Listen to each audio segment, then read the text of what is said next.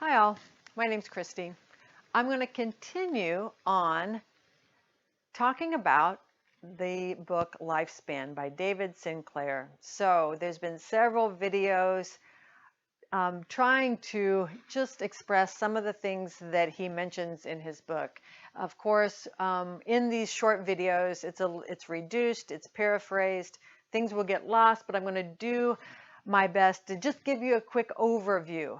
And then maybe it encourages you to read the book, but if not, at least you have you dipped your toe in. You've got a little bit of an overview. So hormesis is the theory of what doesn't kill us makes us stronger.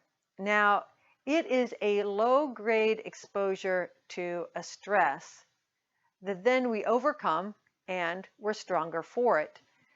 So that might be things like cold exposure. So taking a cold shower is a form of hormesis.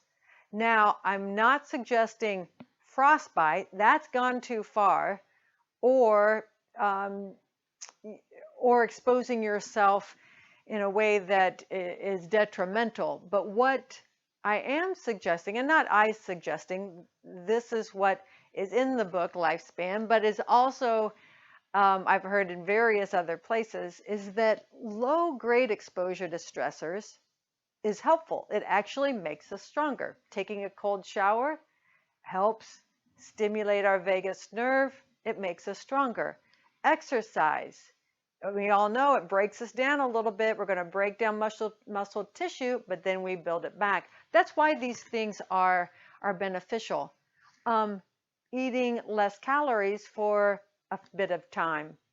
That's a stressor on the body, but then we get stronger.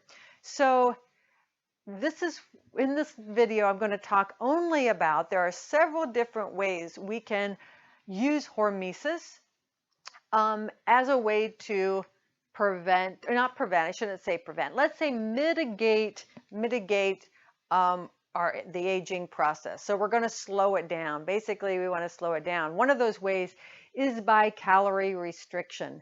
And so eating 20% less calories. There have been multiple studies done that eating less actually makes us live longer. Now, most people don't want to eat less, right? It's hard. It's hard to eat less because we get hungry. So you could also, there's also other ways that we could mimic the effects of calorie restriction.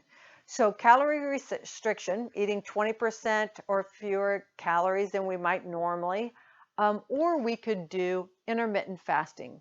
So intermittent fasting means we fast for somewhere between 12 to 16 hours a day. So that might mean I eat dinner at 6 o'clock at night, and then after dinner's done, I don't eat again anything but water or maybe black coffee in the morning until at least 6 a.m. the next morning, preferably 8 or 10 a.m. the next morning.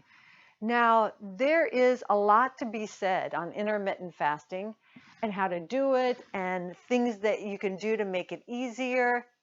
I will go into all that in other videos, I promise, because I am trying to do it myself and I think it's incredibly important. But if we're looking at how do we slow down the effects of aging, you can either do calorie restriction, just don't overdo it, and maybe it's simply calorie restriction for a few days, maybe 2 to 5 days, and then you eat normally, and then another 2 to 5 days, so you're cycling it. Or you do intermittent fasting, where you spend blocks of time, 12 to 16 hours, closer to 16 hours, the better, and you're not eating. Maybe you do intermittent fasting 5 days a week, and then the other 2 days you could eat an early breakfast.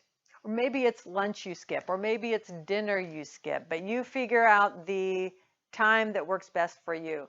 So that is one of the ways, and I think a very important one, that you could help mitigate disease, cancer, heart disease, diabetes, Alzheimer's.